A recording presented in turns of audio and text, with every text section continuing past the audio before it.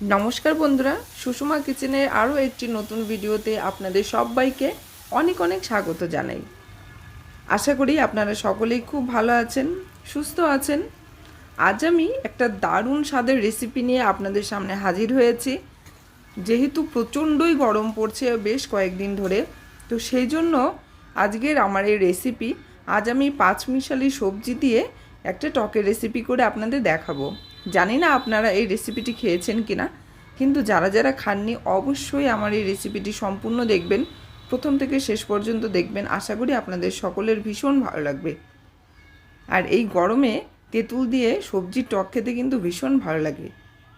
তাহলে দেখতে থাকুন আমার আজকের রেসিপি। আমার আজকের রেসিপির জন্য আমি নিয়েছি বেশ কয়েক রকমের সবজি।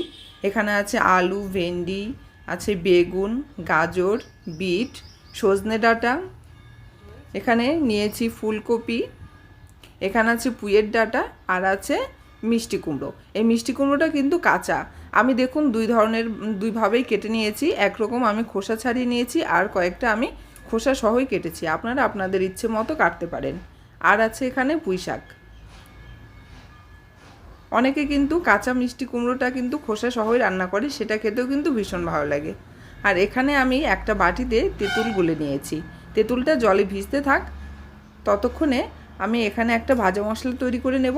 তো তার জন্য আমি কড়াই গরম করে নিয়েছি। কড়াই গরম হয়ে গেলে ফোড়নে দিয়ে দিচ্ছি 2টো শুকনো লঙ্কা, তেজপাতা, দিয়ে দিচ্ছি সাদা জিরে আর মৌরি। এগুলো আমি ভালো করে ভেজে নিচ্ছি।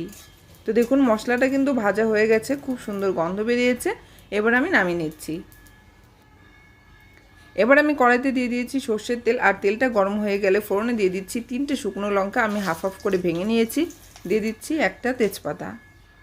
আর এই রেসিপিতে কিন্তু আমি কোনো কাঁচা লঙ্কার ব্যবহার করব না, যেহেতু এটা একটা টকের রেসিপি। আর ফোড়নে দিয়ে দিচ্ছি 5 ফোড়ন। এখানে যে 3টে শুকনো লঙ্কা আমি ভেঙে দিয়েছি, এখান থেকে কিন্তু ঝালটা আসবে। আর যে ভাজা মশলাটা করেছি ওখানে শুকনো লঙ্কা আছে 2টো, ওতেই কিন্তু ঝালটা হয়ে যাবে। এবার আমি দিয়ে দিলাম গ্রেট করা আদা। মশলাটা ফোড়নটা খুব সুন্দর করে ভাজা হয়ে গেছে। এবার আমি দিয়ে দিচ্ছি আলু। এক এক করে আমি সবজিগুলো নাড়াচাড়া করে করে দিয়ে দেব। একসাথে কিন্তু সব সবজি আমি দিচ্ছি না, কারণ হচ্ছে কোনোটা একটু আগে সেদ্ধ হয়, কোনোটা সেদ্ধ হতে একটু বেশি সময় লাগে। তো সেই জন্য, যেহেতু আলু গাজরটা সেদ্ধ হতে একটু বেশি সময় নেয়, সেই জন্য আমি আলুর পরে গাজর দিয়ে দিলাম, আর দিয়ে দিচ্ছি কয়েকটা বিট। বিটের পরিমাণটা আমি কমই দিয়েছি, তার কারণ হচ্ছে আপনারা সকলেই জানেন যে বিটের যে কালারটা, ওতে কিন্তু সবজির সব কালারগুলো কিন্তু পাল্টে যাবে। সবগুলো সবজি কিন্তু একদম লাল হয়ে যাবে, দেখতে ভালো লাগবে না। তো সেই কারণে আমি বিটটা একদম অল্প দিয়েছি। এবার আলু, গাজর আর বিটটা খুব ভালো করে নাড়াচাড়া করে নিয়েছি। এবার আমি দিয়ে দিচ্ছি সজনে ডাঁটা, আর দিয়ে দিচ্ছি পুঁই শাকের ডাঁটা। এগুলো খুব ভালো করে আমি নেড়েচেড়ে মিশিয়ে নেব। এই রেসিপিটি খেতে কিন্তু ভীষণই টেস্টি হয়। আপনারা যারা খাননি, আমার রিকোয়েস্ট, আপনারা অবশ্যই আমার আজকের এই রেসিপিটি দেখে আপনারা বাড়িতে একবার হলেও বানাবেন। এবার আমি দিয়ে দিচ্ছি ফুলকপি। আর অবশ্যই সবজিটা আপনাদের নিজেদের পছন্দ মতো দেবেন। যে যেরকম সবজি পারবেন, যেখানে মানে যেরকম সবজি আপনাদের ঘরে থাকবে সেরকমই দেখবেন, কোনো অসুবিধা নেই। এত রকমের সবজি কিন্তু না দিলেও চলবে, তবে মিষ্টি কুমড়োটা অবশ্যই দেবেন। এবার আমি দিয়ে দিচ্ছি মিষ্টি কুমড়ো। মিষ্টি কুমড়োটা দিয়েও খুব ভালো করে নাড়াচাড়া করে নেব।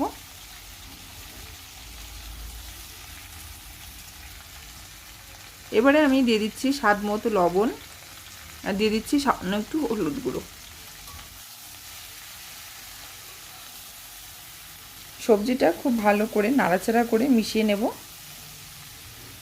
এদিকে সবজিগুলো ভাজা হতে হতে আমি তেঁতুলের পাল্পটা বের করে নেব। তো এভাবে হাতের মধ্যে করে ভালো করে ঘষে ঘষে তেঁতুলের পাল্পটা কিন্তু বের করে নিতে হবে। এবার আমি তেঁতুলের রসটাকে দেখুন ছেঁকে নিয়েছি, কারণ হচ্ছে ছেঁকে না নিলে কিন্তু তেঁতুলের ভিতরে যে খোসাগুলো থাকে একটু একটু, সেটা কিন্তু খাবারের মধ্যে পড়ে যাবে। এদিকে আমার সবজিটাও কিন্তু বেশ খানিকটা ভাজা হয়ে গেছে।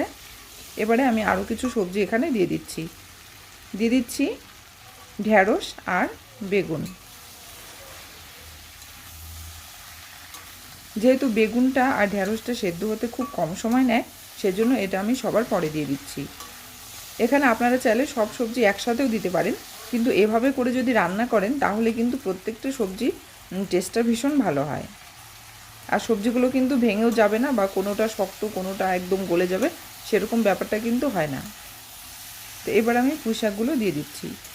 পুঁই শাকটা দিয়ে সমস্ত সবজি আমি খুব ভালো করে আরও কিছুক্ষণ কষিয়ে নেব।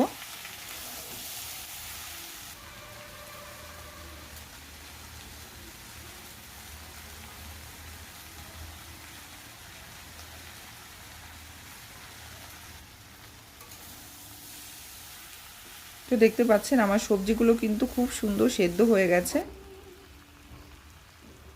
কতটা সুন্দর লাগছে দেখতে, খেতে কিন্তু ভীষণই টেস্টি হয়। আর এই রেসিপিটা কিন্তু খিচুড়ির সাথে খেলে আরও বেশি ভালো লাগে। আপনারা বাড়িতে যদি এই সময় খিচুড়ি বানান, অবশ্যই এইভাবে একবার বানিয়ে দেখবেন। এছাড়া আপনারা রুটির সাথেও খেতে পারেন আর ডাল ভাতের সাথেও খেতে পারেন, খুব ভালো লাগে। তো আমার সবজিগুলো খুব সুন্দর ভাজা হয়ে গেছে। এবার আমি দিয়ে দিচ্ছি জল। আরও একটুখানি জল আমি মিশিয়ে দিচ্ছি।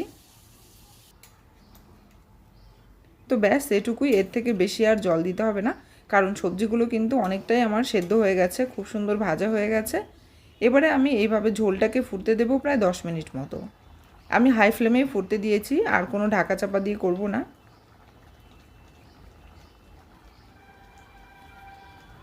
ঝোলটা খুব সুন্দর ফুটে গেছে আর অনেকটা কিন্তু ঝোলটা কমেও গেছে, দেখুন।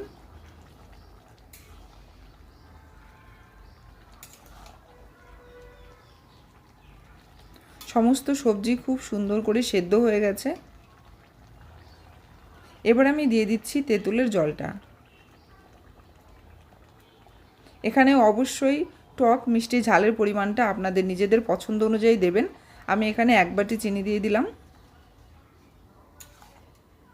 অবশ্যই আপনারা মিষ্টিটা চেক করে নেবেন, যেহেতু তেঁতুলটা একটু বেশি টক থাকে, তো সেজন্য মিষ্টিটাও কিন্তু সেই মতো দেওয়া প্রয়োজন। সবশেষে দিয়ে দিচ্ছি ভাজা মশলা। ভাজা মশলাটা দিয়ে এভাবে একটু ভালো করে নেড়েচেড়ে মিশিয়ে দিচ্ছি। তো দেখতে পাচ্ছেন আমার আজকে সবজির টক রেসিপি কিন্তু একদম রেডি হয়ে গেছে। এবার আমি গ্যাস অফ করে নামিয়ে নিচ্ছি। আর আমার আজকের রেসিপি যদি আপনাদের ভালো লেগে থাকে, তাহলে কিন্তু অবশ্যই লাইক করবেন আর কমেন্ট করে জানাতে ভুলবেন না আপনারা কারা কারা এই রেসিপিটি খেয়েছেন। আর অবশ্যই আপনারা যারা আমার নতুন বন্ধু আছেন, আমার চ্যানেলটি সাবস্ক্রাইব করে আমার পাশে থাকবেন, যাতে আমি আরও নতুন নতুন ভিডিও করার উৎসাহ পাই আপনাদের থেকে।